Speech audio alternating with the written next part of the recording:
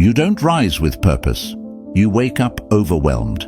That's not just a bad habit, it's a warning sign. Because how you begin your day silently decides how the rest of it will unfold. If the first thing you do is reach for chaos, don't be surprised when everything feels out of control. And let's be honest, most of us are running on fumes before we even step outside, not because we're weak, but because no one taught us how to start strong. And that's the real problem. When your mind wakes up in survival mode, you spend the whole day catching up, reacting, spinning. The Stoics believed that how you greet the morning is how you face the world. Epictetus said, "First say to yourself what you would be, and then do what you have to do." But you can't become that person if your day begins in digital noise and emotional fog. If your mornings feel like a race you never signed up for, heart pounding, mind spinning, pressure already boiling before your feet hit the floor, you're not just tired, you're misaligned. That anxious churn in your gut. It's not just a rough mood, it's a signal that your day is already slipping out of your control. And the worst part, you normalize it. You call it just how life is. But it's not. It's the silent killer of your momentum. Because when your first thoughts are stress and noise, you carry that chaos like a stain into everything. Every text, every meeting, every move you make. So let's drop the mask for a second and admit the truth. Most of us don't wake up and crush it. We wake up and hit snooze.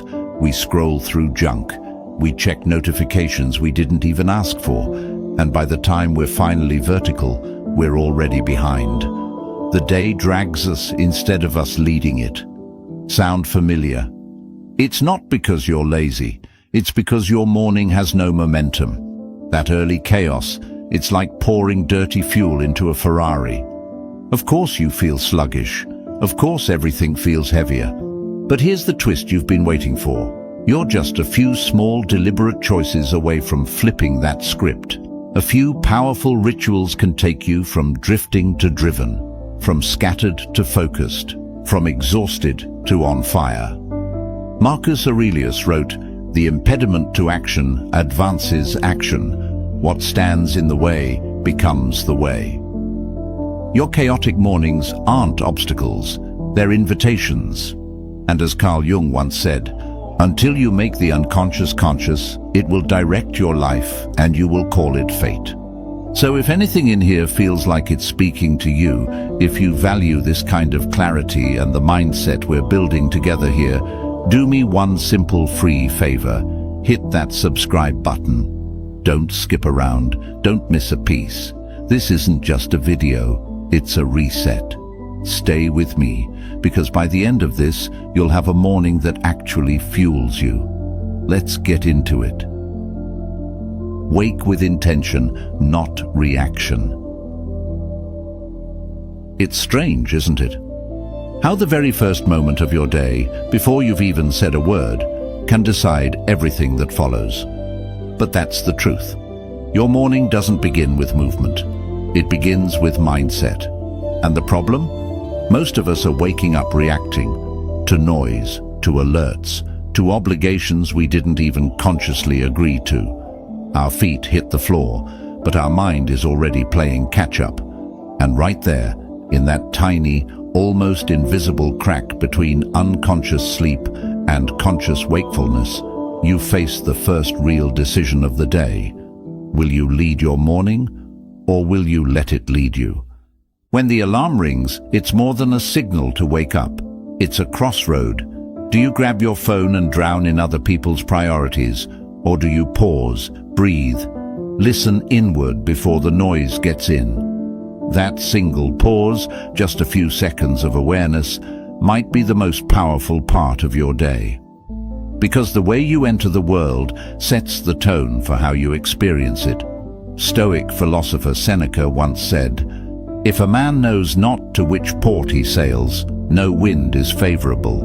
If you don't choose a direction at the start of your day, don't be surprised when everything feels scattered, rushed, or off course. Psychologically, your mind is incredibly suggestible in those first few moments after waking. What you feed it, thoughts, feelings, even self-talk, becomes the filter through which your brain processes the rest of the day. So if your first input is panic or stress or distraction, guess what? That becomes the baseline. But if you start with a question, something as simple as, how do I want to feel today? You give your mind a compass. It's not about being idealistic. It's about being intentional. Saying, I want to feel focused, or I want to lead with calm, gives your brain a narrative, and it begins aligning your actions with that story. Carl Jung said, "You are what you do, not what you say you'll do. But what you do begins with what you believe, and what you believe begins with what you direct your mind to focus on." Waking up with intention doesn't require a radical lifestyle overhaul. It doesn't mean waking up at 4 a.m. to meditate on a mountaintop. It's simply the act of choosing your inner posture before you take your first external step. Reclaim the first 10 minutes. The moment your eyes open, the clock starts ticking. But not just in the way we usually think. Those first few minutes aren't just the beginning of your day. They're the blueprint for everything that comes next. It's like this. Whatever tone you set in the first 10 minutes, your mind tries to match it for the rest of the day. Start rushed, you stay scattered. Start grounded, you move with quiet power. Yet most of us hand over that sacred space the second we wake up. We give it away to headlines, notifications, drama that isn't even ours. And then we wonder why our minds feel so noisy by noon. But what if you didn't? What if instead of plugging into the outside world, you tuned into yourself first? 10 minutes. That's all it takes. 10 minutes to breathe, to stretch, to write one line in a journal, not for Instagram, but for clarity. Light a candle if you want. Sit in silence if that's your thing. Or simply place your feet on the ground and remember, I'm here, I'm alive, I'm choosing. That kind of presence, it's rare, but it's also powerful. The Stoics knew the value of those quiet, early moments. Aurelius reminded himself each morning that the world would test him, that insults, chaos, and disorder were part of the deal. But he also reminded himself that he had control over how he responded. That reminder happened before the world reached for him, and that's the move. You respond to yourself first, before reacting to everything else. From a psychological standpoint, this is more than a productivity hack. It's cognitive conditioning. What you practice during those quiet moments primes your subconscious, and your subconscious runs the show far more than you think. Carl Jung said, "People will do anything, no matter how absurd, to avoid facing their own souls." But what if you didn't avoid it? What if you sat with it, even just for 10 minutes, and faced the quiet instead of fleeing it? It's not about building some complex, picture-perfect morning routine. You don't need an altar or a checklist. What you need is intention. Maybe you write down your top focus for the day. Maybe you stretch out the tension from your back. Maybe you sip your coffee slowly instead of chugging it like a firefighter responding to a 3-alarm blaze. These things sound small, but they're not. They are acts of sovereignty, of reclaiming your mental real estate before the world starts building on it. Think of those first 600 seconds like the ignition of a high-performance engine. You don't floor the gas before it warms up. You ease in. You let the machine stabilize. And when you do, the performance speaks for itself. Your day feels different. Not because you did more, but because you did less, on purpose. Visualize like it already happened. Most people wake up and immediately worry about what could go wrong. They start the day in defense mode, thinking about deadlines, awkward conversations, unfinished tasks. It's like walking into battle already bracing for defeat. But here's a truth you've probably never been told. Your mind doesn't just follow your body also follows your mind. And that means the first image you hand your brain in the morning has incredible power. It doesn't just color your mood. It influences your actions, your confidence, and even your results. That's not magic. That's how the brain works.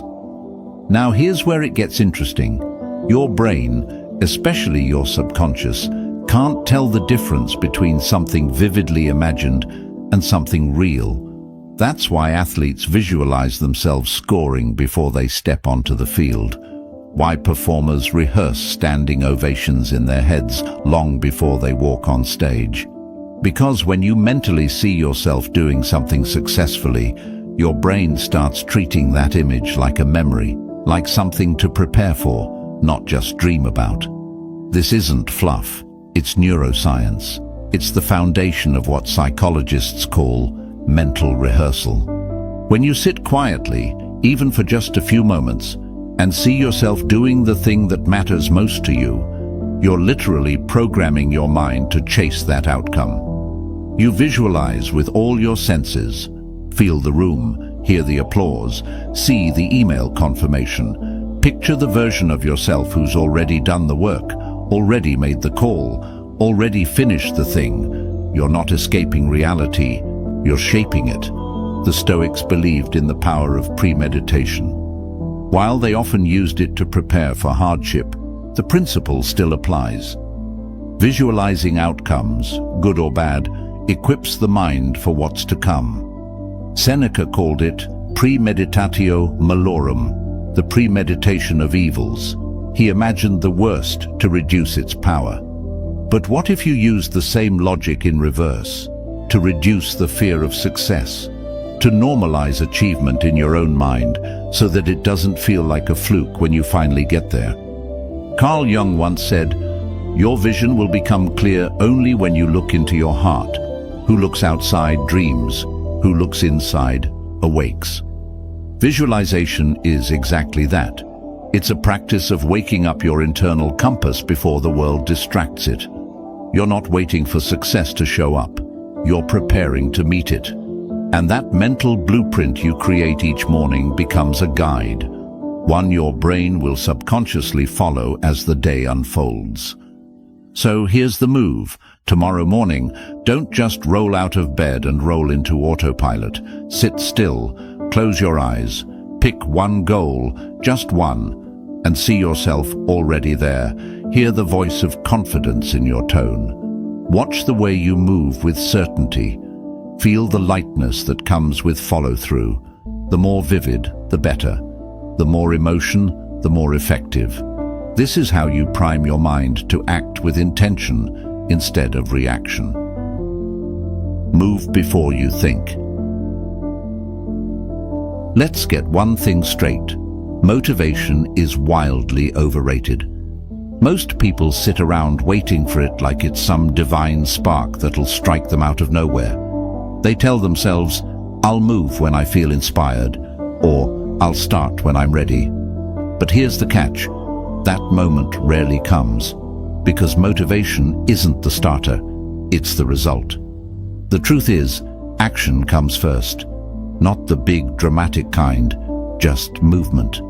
The tiniest flicker of effort, one push-up, one stretch, one slow lap around the block while the sun is barely up. And that changes everything. The body leads the mind more often than we realize. You start moving and something shifts. Your blood flows, your breath deepens, your brain, still foggy from sleep, starts to clear. It's not about intensity, it's about initiation. You're sending a signal, a physical cue to your system that says, "We're awake now, we're on." That cue isn't just physical, it triggers mental alignment. It tells your thoughts to shape up, your emotions to stabilize, your energy to rise. Suddenly, what felt overwhelming an hour ago starts to look like something you can actually handle. The Stoics spoke often about the importance of action, not waiting, not overthinking, just doing. As Marcus Aurelius wrote, "You have power over your mind, not outside events. Realize this, and you will find strength." Strength isn't found in endless planning or mental spirals. It's found in those quiet, early moments when you move before your doubts wake up. Because doubt will always try to hijack your morning. It waits for stillness. It thrives in hesitation. The second you hesitate, your mind starts filling the space with reasons not to act. But when you act first, you rob doubt of its fuel. Carl Jung once said, "What you resist persists." And the longer you resist that first step, the heavier it becomes. But here's the beautiful part. Resistance isn't some immovable wall. It's a fog, and fog disappears when you walk into it. That's why the first few minutes of movement aren't just a health habit. They're psychological warfare. They clear the fog. They teach you again and again that you don't need to feel ready to begin. You just need to begin. And no, you don't need to be an athlete. This isn't about performance. It's about intention. 15 push-ups before the shower, a quick stretch on the floor, walking your dog with your phone on airplane mode. The content doesn't matter nearly as much as the consistency. What matters is that you moved, and by doing so, reminded yourself that you are in charge, that your excuses don't run the show, you do. Every time you choose motion over delay, you reclaim a piece of your discipline. That discipline adds up, day by day, step by step, choice by choice. Until one day, what used to feel heavy becomes your baseline. You wake up, you move, you lead, and the rest of your day follows the tempo you set. Say something that builds you. There's a voice in your head that never stops talking. You know the one. It narrates your day, judges your choices, reminds you of past failures, doubts your potential before you've even had your coffee. And here's the thing, you're not crazy, you're human. That voice is always there. But the question is, who's writing the script? Because if you're not being intentional with it, chances are it's been hijacked by old fears, by outside opinions, by years of subtle self-sabotage disguised as realism. We all have an inner dialogue, and most of it is unconscious. It's shaped by what we've heard growing up, what society repeats to us, what failure has whispered when things didn't go our way. But if you don't learn to consciously shape that narrative, it will shape you every single day. The Stoics understood this well. Epictetus said, "It's not what happens to you, but how you react to it that matters." And that reaction? It starts in your internal monologue, the story you tell yourself before the world even tells you anything. Think about it. What's the first thing you tell yourself when you look in the mirror? Be honest. Is it kind? Is it strong? Or is it a sneaky form of judgment dressed up as motivation? Because here's the truth. Self-talk is not fluff. It's not spiritual wallpaper. It's strategy. Carl Jung put it bluntly when he said, "Until you make the unconscious conscious, it will direct your life, and you will call it fate." That's exactly what's happening when you let negative self-talk run unchecked. It becomes your internal operating system, and worse, you start thinking it's just who you are. But what if you flipped the script? What if the first words you heard each morning weren't self-doubt, but self-direction? You don't need to recite 100 affirmations or pretend to be someone you're not. Just speak one sentence of power into your day, out loud. Something that aligns with who you're becoming. Something like, "I move with clarity," or "I don't respond to chaos," or "I get stronger every time I show up." These aren't cheesy mantras, they're anchors, and repetition turns them into beliefs. Beliefs shape identity, and identity drives behavior. You wouldn't talk to a friend the way you talk to yourself. So why give yourself the worst version of your own voice? Every word you say, even in your own head, either lifts you up or drags you back. It either builds momentum or reinforces doubt. There is no neutral. Your brain is always listening, and with enough repetition, it starts believing. So use that power on purpose. Try it tomorrow. Don't wait for your mood to catch up.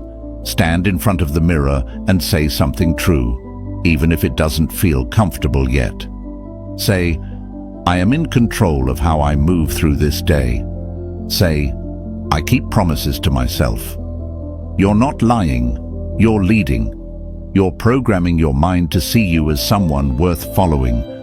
And when your mind believes that, the world starts to believe it too. Write down 1. Win you're creating today.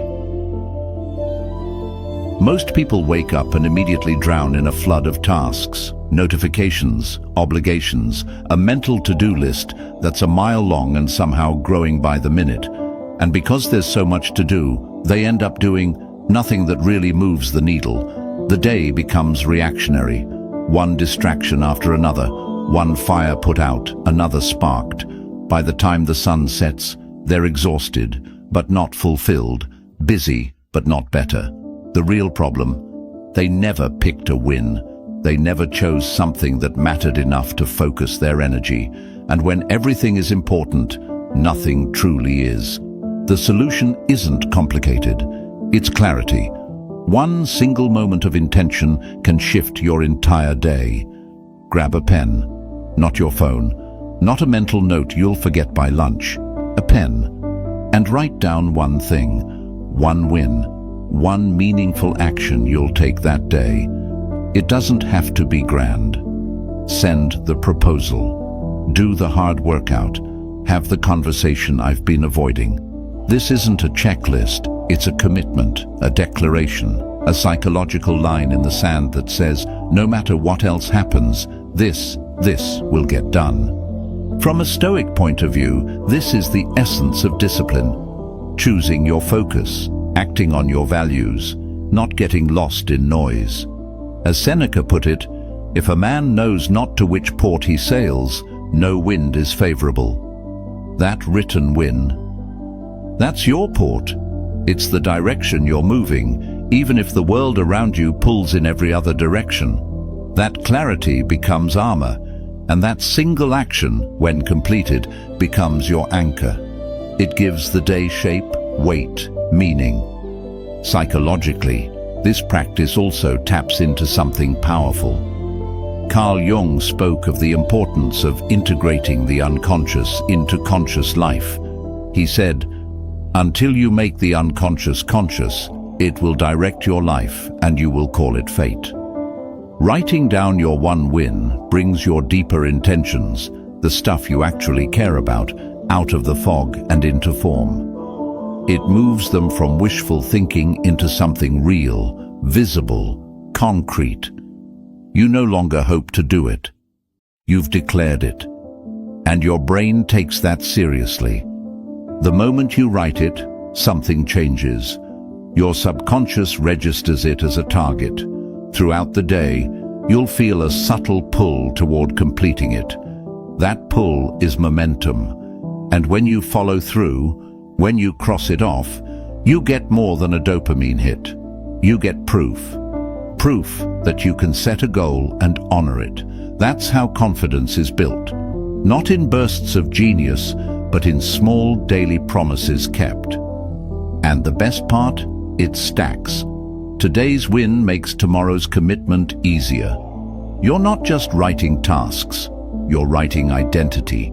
You're shaping a version of you who finishes what they start, who doesn't wait for inspiration or ideal conditions, who leads their day with purpose.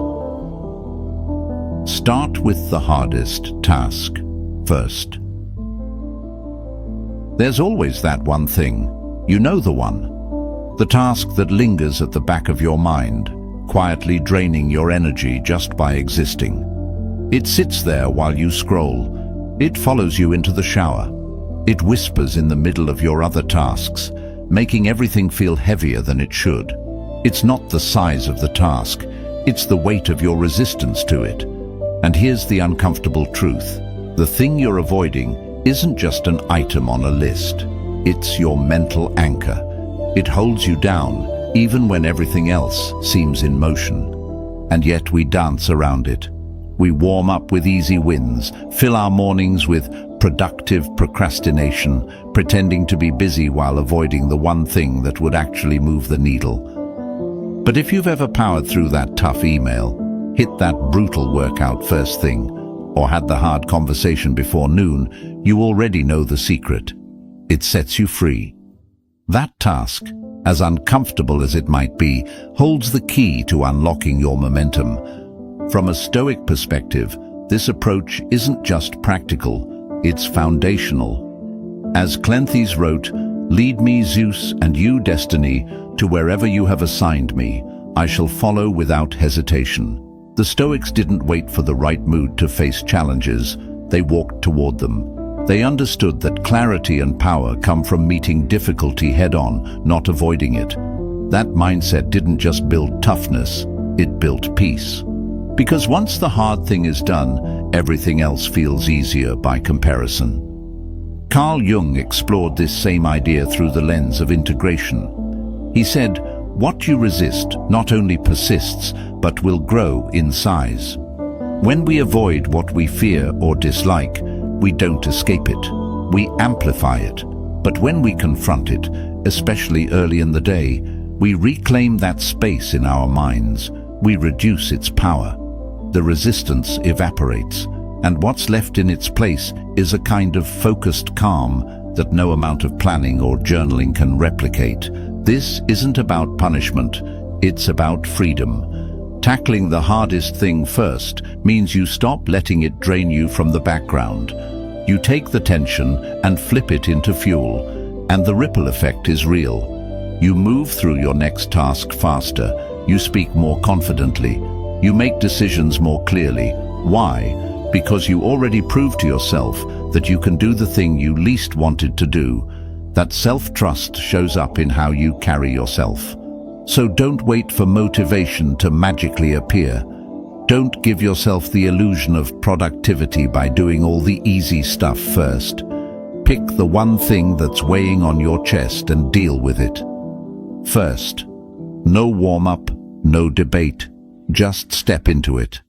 Action before avoidance. The rush you feel after, that's not just relief. That's clarity.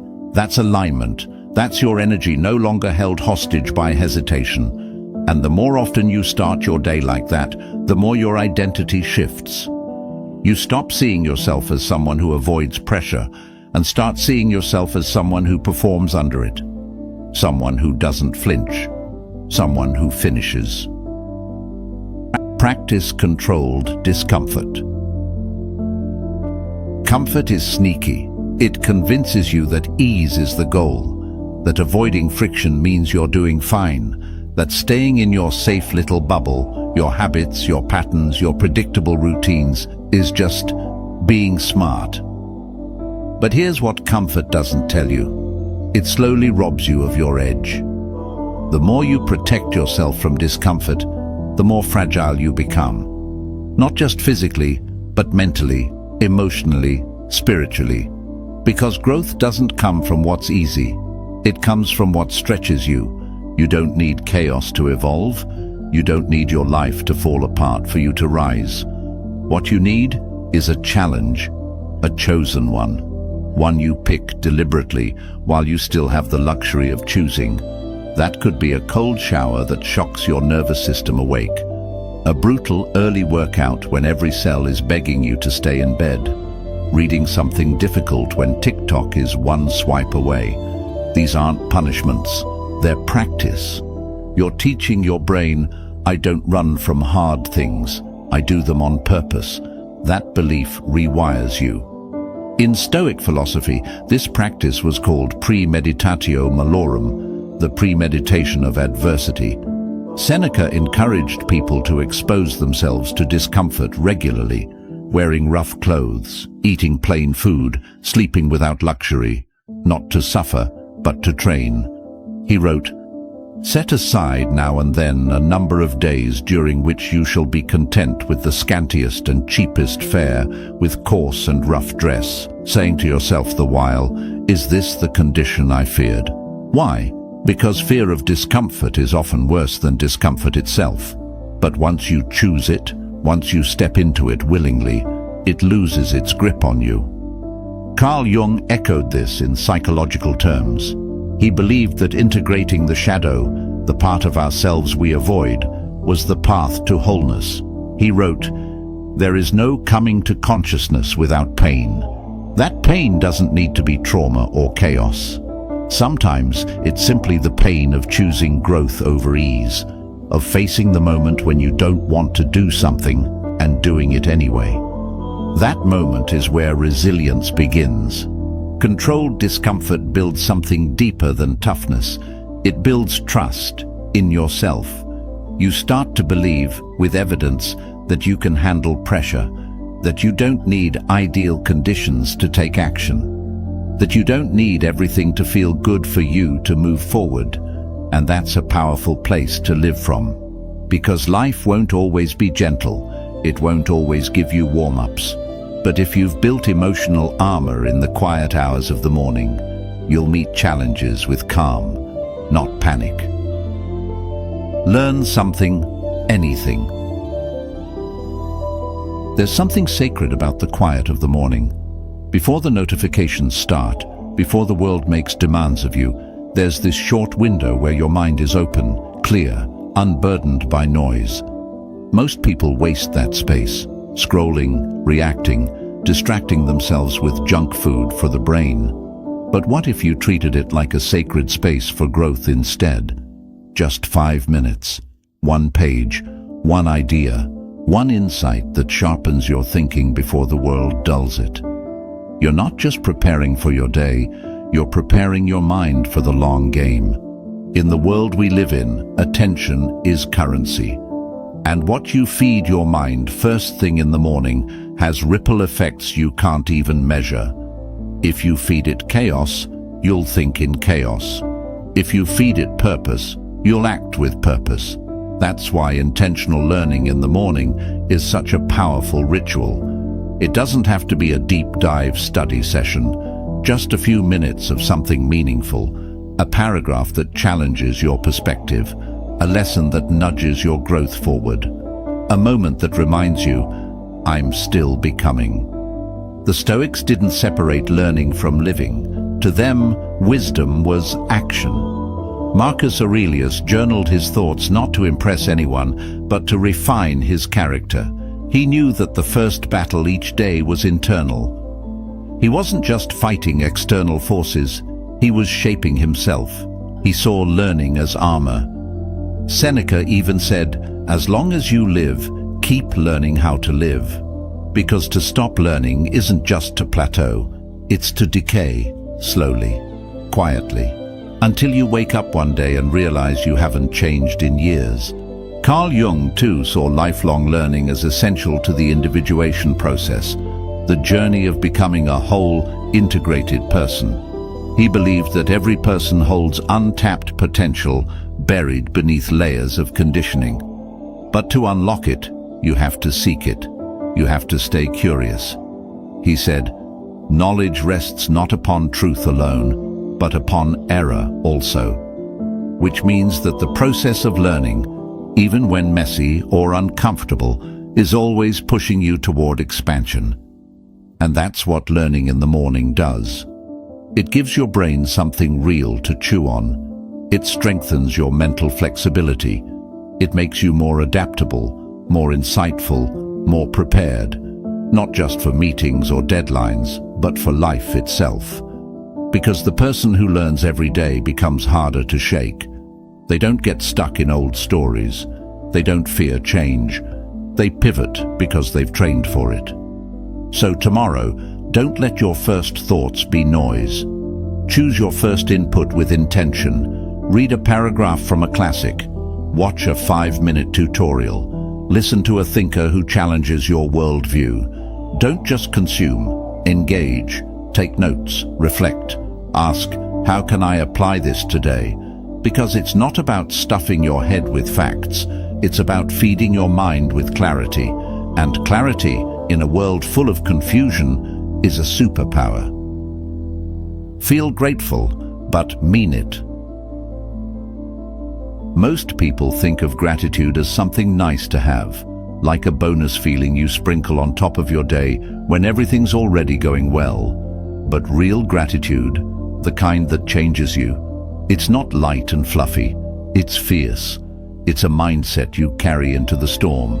It's how you find strength when everything feels uncertain. Gratitude isn't about pretending life is perfect. It's about remembering that even in chaos, there's still something worth holding on to. It doesn't erase your struggles, but it changes the lens through which you face them. That's not delusion. That's strategy. The Stoics were masters of this. They didn't walk around chanting affirmations. They practiced perspective. Epictetus said, "He is a wise man who does not grieve for the things which he has not, but rejoices for those which he has." They trained themselves to appreciate the basics: life, breath, choice. Not because they were blind to difficulty, but because they understood how much power lives in focusing on what's still working instead of what's broken. That kind of gratitude isn't passive, it's active, and it's something you can choose, moment by moment. Carl Jung took it deeper. He believed that the way we interpret our experiences has more power than the experiences themselves. He wrote, "The greatest and most important problems of life are all fundamentally insoluble. They can never be solved, but only outgrown." Gratitude helps you outgrow your problems, not by solving them instantly, but by shifting your identity away from the person who's stuck to the one who sees beyond the stuckness. That shift in identity, that's the beginning of growth, and it starts by acknowledging what's already here. So, how do you do it? Not by just saying, "I'm grateful," like it's a checkbox. You feel it, you write it, you mean it, you breathe it in like oxygen. You get still for 30 seconds and say, "I'm grateful for this chance. I'm grateful I woke up. I'm grateful I've made it through worse, and I'm still standing." And if it's a rough morning, good. That's when it matters most, because gratitude is easy when things are smooth. But when you can find it in the middle of a mess, that's when it transforms you. And something beautiful happens when you start your day like that. Your energy shifts. You don't walk into situations already guarded or bitter. You move with openness, with strength. You're not trying to control everything. You're noticing what you can control. And that grounded energy, it flows into how you speak, how you lead, how you handle pressure. Gratitude doesn't make you softer. It makes you stronger. It keeps your mind from spiraling into what's missing and centers it on what's meaningful. Your mornings are more than a routine. They're a declaration of who you are, of who you're becoming. The way you rise says everything about the way you move through the world. So rise with intention, move with clarity, speak with power, and choose every single day to be the one who leads, not the one who waits. So tomorrow, don't drift into your day. Design it, lead it, own it. If this spoke to you, there's more waiting. Watch one of the suggested videos on the screen. It could be the next step in the direction you've been needing. And thank you for being a part of Stoic Journal. See you in the next one.